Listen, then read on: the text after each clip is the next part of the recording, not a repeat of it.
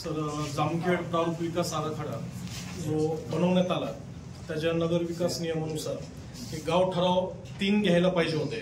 तर जेव्हा गाव ठरावामध्ये संपूर्ण जनतेसमोर हे विकास आराखडे मांडले जातात आणि मांडल्यानंतर आपण त्याची पुनरावृत्ती आणि 25 या अंतर्गत त्याला पब्लिश करतो आपण। तर हे कोणतीही प्रक्रिया आपण राबवलेली नाहीये, म्हणजे नगर परिषदने राबवलेली नाही। आपण संबंधित जेव्हापासून हा प्रारूप विकास आराखडा चालू झाला तर तेव्हापासूनचे सर्व कागदपत्रे हे आपण नगर परिषदकडून हस्तांतरित करावे, त्याच्यावर आपण अभ्यास करावा आणि आमच्या सर्व जामखेडकरांना यामधून न्याय द्यावा, हेच आपल्या इथं आपण मांडत आहे।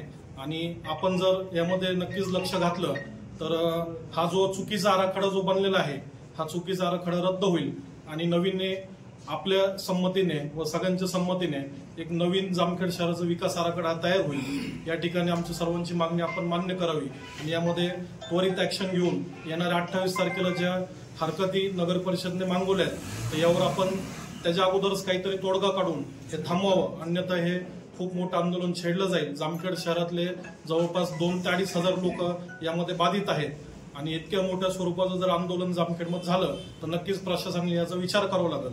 आपण याची दखल घेऊन आपण त्वरित याच्यावर कारवाई करावी आणि हे सर्व गोष्टी थांबवाव्यात ही आम्ही विनंती करतो। जामखेडचा प्रारूप विकास आराखडा जो भविष्यातली गरज ओळखून तयार केलेला आहे तो जुन्या नकाशाप्रमाणे केला, म्हणजे सन 1992च्या नकाशाप्रमाणे केला। 1992ला ज्या पद्धतीचं जामखेड शहर असत होतं ते डोळ्यापुढे ठेवून केले। आता वास्तवदर्शी जी परिस्थिती आहे, जामखेड शहर कुठल्या दिशेला किती वाढलंय, कुठल्या भागामध्ये शेती होते, कुठल्या भागामध्ये प्लॉटिंग चालू आहे, कुठल्या भागामध्ये जनसुविधेच्या शाळा, कॉलेजेस किंवा शासकीय कार्यालय आहे, याचा विचार न करता ठराविकच 4 बिल्डर लोकांना हाताखाली धरून नगर परिषद आणि नगर रचना विभागाच्या लोकांनी संगनमताने एका बंद खोलीत तयार केलेला हा प्रारूप विकास आराखडा आहे। आणि हा तयार होताना जामखेड नगर परिषदची कुठलीही लोकनियुक्त बॉडी त्यावेळेस अस्तित्वात नव्हती। हा प्रशासक काळात तयार झालेला आराखडा आहे आणि तो पूर्ण जामखेड शहरातील ग्रामस्थांना अन्यायकारक आहे आणि त्याच्यामुळे कित्येक हजारो लोकांचे घर, दुकान, ऑफिसेस हे उद्ध्वस्त होत आहे। त्याच्यामुळं हा एक खूप संवेदनशील प्रश्न आहे आणि याबाबत अजून जामखेडच्या लोकांनाच माहित नाहीये की माझी शेती ग्रीन झोन झाली आहे, माझ्या घरावरून रस्ता चाललाय, रिंग रोडची गरज नाही। रिंग रोड हा तयार केलाय हा अत्यंत चुकीच्या पद्धतीनं आणि ठराविक लोकांच्या हितसंबंध लक्षात घेता, त्यांचा आर्थिक फायदा लक्षात घेता तयार केलाय। त्यामध्ये सिटी सर्वे झाला, त्या काळी 2200 ते 2300 घरांची मोजणी आणि नकाशा प्रारूप म्हणजे नकाशा होऊन गाव तयार निर्माण झालं 1970 साली।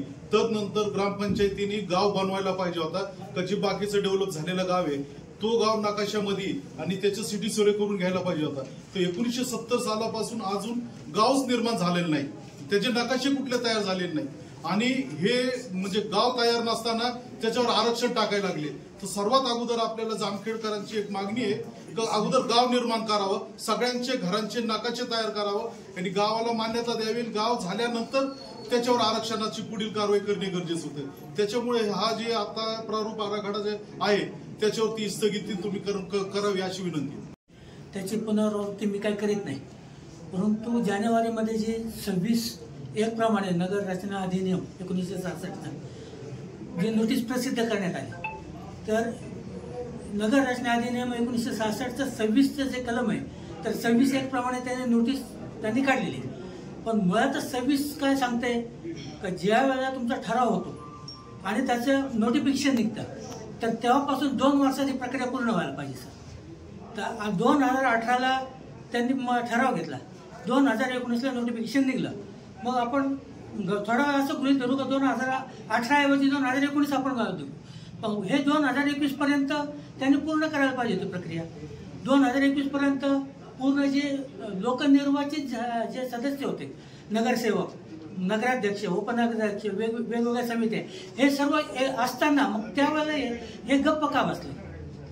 जर नगर रचना अधिनियमातलं 61 कलम पाहिलं तर त्याच्यामध्ये तर नोटिफिकेशन जे निघलं, यांनी जे जाहीर नोटीस दिली त्याच्यामध्ये 2019ला नोटिफिकेशन काढलं असं म्हणतात। मग जे नोटिफिकेशन काढलं त्याला तर 9 महिन्याचीच मुदत आहे आणि मग यांनी नगर रचना विभागाकडे ते प्रस्ताव पाठवला, तो त्यांनी यांना आत्ता दिला 17 जानेवारी 2024ला आणि 19 2024ला यांनी हे काढले, जाहीर नोटीस काढली। तर याकडे आपण जर बारकाईनं पाहिलं तर पूर्ण प्रक्रिया बेकायदेशीर आहे. म्हणजे ते फक्त नगरपालिका बरखास्त झाल्यानंतर त्या ठिकाणी जे प्रशासक आहे त्या प्रशासकांनी आणि त्याच्या इतर माणसांनी हा सर्वे केलेला आहे. आमचं असं म्हणणं आहे की ज्या वेळेस नगरपालिका अस्तित्वात होती त्यावेळेस हा प्रारूप आराखड्याचा सर्वे तयार व्हायला पाहिजे होता आणि ते झाल्यानंतर या शहरातल्या काय गरजा आहेत त्या लोकांना माहिती. आमच्या नगरपालिकेला कुठलाही अधिकारी अजून नाही, कुठल्याही प्रकारचं काहीही त्या नगरपालिकेत नाही. जे ग्रामपंचायत होतं त्याच्या पलीकडे नगरपालिकेत नाही, सर्वे करायला माणसं नाही, तुमचा वेगवेगळ्या योजनेसाठी माणसं नाही, काहीच नसताना नगरपालिकेने हा आराखडा जो तयार केला तो कुणाच्या तरी मदतीने केला की ज्यांना या शहराचं काहीच माहिती नाही. आणि म्हणून हा चुकीचा आराखडा असं आमचं सरळ मत आहे. आणि म्हणून हा आराखडा रद्द करावा, नवीन आराखडा नवीन नगरपालिका पदाधिकारी अस्तित्वात आलं नगरपालिकेने करावा आणि तो नियमानुसार करावा असं आमचं मत आहे. हा जर आराखडा असंच राहणार असेल तर याच्या विरोधात आम्ही उपोषण करणार आहे. तुमचं कदाचित म्हणणं असेल की तुम्हाला उपोषण करता येत नाही. आमचं असं म्हणणं आहे की आमचं म्हणणं ऐकून घेण्यासाठी आम्हाला जे जे सनदशीर मार्गाने उपाय करता येतील ते सगळे आम्ही करणार. आम्ही एक दिवस या ठिकाणी लाक्षणिक उपोषण करणार आहे. एक दिवस आम्ही गाव सुद्धा बंद ठेवणार. ज्या ज्या लोकांना ह्याच्यामध्ये त्रास आहे की जे असे अनेक लोक आहेत सर की समजा साधा फुले वस्तीमध्ये एक रस्ता आहे की जो रस्ता आता फक्त 10 फुटाचा आहे, तो रस्ता 12 मीटरचा केला म्हणजे 40 फुटाचा केला. त्या रस्त्यावर जवळजवळ 500 घरं येतात. त्या घरातल्या एकाही माणसाला माहिती नाही की या घर आपल्या येतं नवीन प्लॅन मध्ये ह्या घर आपला रस्ता तेवढा होतोय ना आपल्या सगळ्याची घरं जाते तर कुणालाच माहिती नाही. एकदा हा प्रारूप आराखडा मंजूर झाला तर त्याच्यात बदल करायचा परत अधिकार राहत नाही. रस्त्यामध्ये इतर रिझर्व्ह जागामध्ये आहे अधिकार बदल करायचा, पण रस्त्यामध्ये बदल करायचा अधिकार राहत नाही. ह्या लोकांवर अन्याय होतोय. छोट्या छोट्या घरं आहेत, लहान लहान गरीब लोक आहेत, त्या रस्त्यावरती आपल्याला शासनाने दिलेले घरकुल 5-25 आहे. हे घरकुल सुद्धा जातात. याचा सुद्धा विचार करण्याचा छोट्या छोट्या अनेक गोष्टी त्याचा विचार करण्यासाठी नगरपालिकेने किंवा तत्सम रचना अधिकाऱ्यांनी त्याचा विचार करावा यासाठी आम्ही आपल्याकडे निवेदन द्यायला आलो की आज समस्त जामखेडवासियांनी या ठिकाणी जो नियोजन आराखडा आहे त्याच्यामध्ये बाह्य वळण रस्ता आहे त्या अनुषंगाने जे काही आक्षेप होते त्याच्या अनुषंगाने आज निवेदन दिलेलं आहे.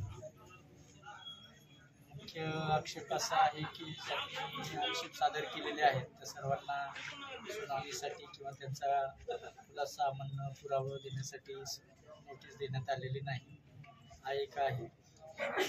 दुसरा असा विषय आहे की जी काही प्रक्रिया आहे ती कायदेशीररित्या आधारलेली नाही किंवा त्याचा अवलंब केलेला नाही, त्यामुळे ती रद्द करून नव्यानं ती प्रक्रिया करण्यात येईल. अशा 2 विषयावरती आहे. खरं तर नियोजन आहे हे आपल्या जनतेसाठीच आहे. जनतेला विचारात घेऊन त्यांची मतं विचारात घेऊन शहराचा विकास आहे किंवा भविष्यातली वाढीचा कल लक्षात घेऊन नियोजन करणं अपेक्षित असतं. तर या पद्धतीनं कदाचित यामध्ये काही त्रुटी राहिलेल्या असतील आपण प्रशासनातर्फे आपण निवेदन दिलेलं आहे. तर त्यानुसार मी नगर परिषद सहाय्यक संचालक नगररचना आणि माननीय जिल्हाधिकारी महोदय यांना याबाबत हे निवेदन सादर करतो.